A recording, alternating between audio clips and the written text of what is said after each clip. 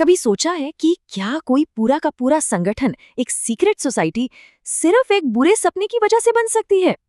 आज हम उसी एक खौफनाक रात की कहानी में गहरे उतरने वाले हैं, जिसने इतिहास की दिशा ही बदल दी। कहानी शुरू होती है साल 1768 में, ब्रिटिश अमेरिका के घने अनजान जंगलों के बीचों बीच। एक इंसान के दिल में ऐसा डर पैदा हुआ जिसने एक नए और बहुत ही खतरनाक दौर की नींव रखी। तो चलिए मिलते हैं इस कहानी के किरदार जॉनथन हेल से।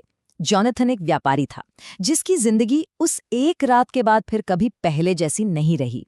एक ऐसी रात जब उसकी नींद एक जागते हुए बुरे सपने में बदल गई। माहौल कुछ ऐसा है, घना जंगल, अकेली रात और लकड़ी का एक अकेला घर। अंदर जोनाथन हिल सो तो रहा है, पर हवा में कुछ बहुत अजीब है। एक बेचैनी, एक अनजाना सा डर। और फिर अचानक कमरे में जल रही मोमबत्ती की लौ बिना किसी हवा के झोंके के अजीब तरह से एक तरफ झुक जाती है। ये इतना गैर मामूली था कि जोनाथन की नींद टूट गई और वो सीधे खौफ में जाग गया। जाहिर है, वो फौरन उठकर बैठना चाहता है, ये समझने की कोशिश करता है कि आखिर चल क्या रहा है। पर उसे जल्द ही पता चलता है कि असली डर तो अब शुरू हुआ है। उसका शरीर मानो पत्थर का बन गया था। वो हिल नहीं सकता, बोल नहीं सकता, कुछ भी नहीं कर सकता। सिर्फ उसकी आंखें थी, जो दहशत में कमरे के अंधेरे कोनों में किसी अनदेखे खतरे को ढूंढ रही थीं। फिर कमरे में एक अजीब, गहरी भिनभिनाटी की आवाज फैलने लगती है। कोनों में जो परछाइयां थी, वो किसी तरल की तरह हिलने और नाचने लगती हैं। हवा इतनी भारी हो जाती है कि उसमें कंपन महसूस होने लगता है। और ठंड इतनी तेजी से बढ़ती है कि खिड़की के शीशे पर बर्फ की एक पतली परत जम जाती है। लेकिन ये सिर्फ डराने के लिए नहीं हो रहा था। नहीं, ये एक पेशकश की शुरुआत थी।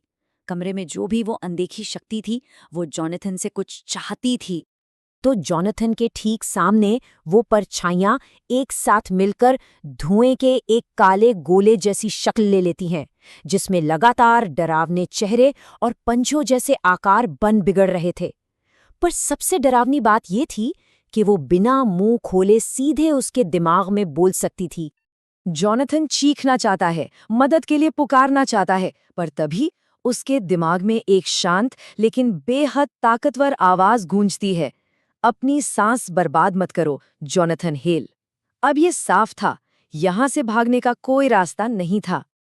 तो ये एक सौदा था, बहुत साफ सुथरा।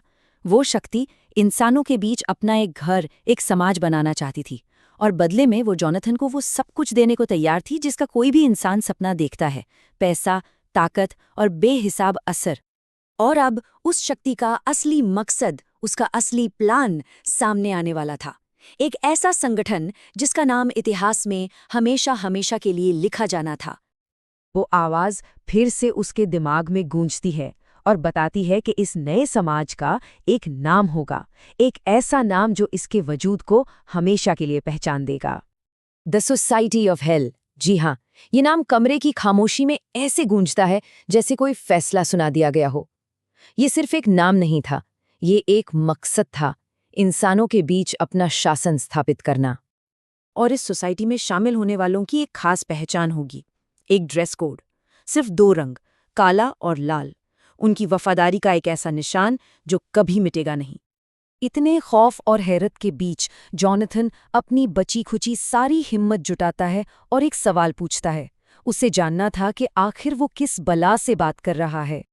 वो अपने जमे हुए होठों से कांपती हुई आवाज में बमुश्किल पूछ पाता है, तुम हो क्या? ये सवाल उस सौदे से ध्यान हटाकर सीधा उस शक्ति की असली पहचान पर ले आता है। और जो जवाब मिलता है वो सब कुछ बदल देता है। वो शक्ति अकेली नहीं है, वो एक मालिक की सेवक है। एक ऐसी हस्ती जिसे दानव कहो या देवता, उसे इंसानी शब्दों से कोई फर्क नहीं पड़ता। वो इतनी ताकतवर है कि अपनी एक उंगली से पूरी धरती को तबाह कर सकती है, लेकिन उसे तबाही से ज्यादा हुकूमत और वफादार सेवक पसंद है। अब बातचीत का दौर खत्म हो चुका था, सौदेबाजी बंद। अब जोनाथन को एक फैसला लेना था, एक ऐसा फैसला जो शायद सिर्फ उसकी नहीं बल्कि पूरी दुनिया की किस्मत तय कर सकता था। और ठीक इसी पल कमरे में जल रही वो अकेली मोमबत्ती फुस करके बुझ जाती है। कमरा अब पूरी तरह से अंधेरे में डूब चुका था, सिवाय उस काली ऊर्जा की हल्की डरावनी चमक के। उस घुप अंधेरे में जॉनथन के सामने सिर्फ 2 रास्ते बचे थे। या तो वो शक्ति को चुने और एक नई जिंदगी पाए, या फिर मौत को गले लगा ले। चुनाव उसका था और उसे समझदारी से फैसला लेना था। और फिर जितनी अचानक वो शक्ति आई थी, उतनी ही तेजी से वो एक बिंदु में सिमटकर गायब हो जाती है। उसी पल जॉनथन का शरीर आजाद हो जाता है और वो खांसता हुआ बिस्तर पर गिर पड़ता है। वो कमरे में अकेला था, पर अब उसके कंधों पर एक भयानक फैसले का बोझ था। तो ये कहानी हमें एक बहुत बड़े सवाल पर लाकर छोड़ देती है। जब ताकत और शोहरत का मौका इतनी खतरनाक कीमत पर मिल रहा हो, तो क्या कोई भी कीमत चुकाना सही है? आखिर किसी की महत्वाकांक्षा की असली कीमत होती क्या है?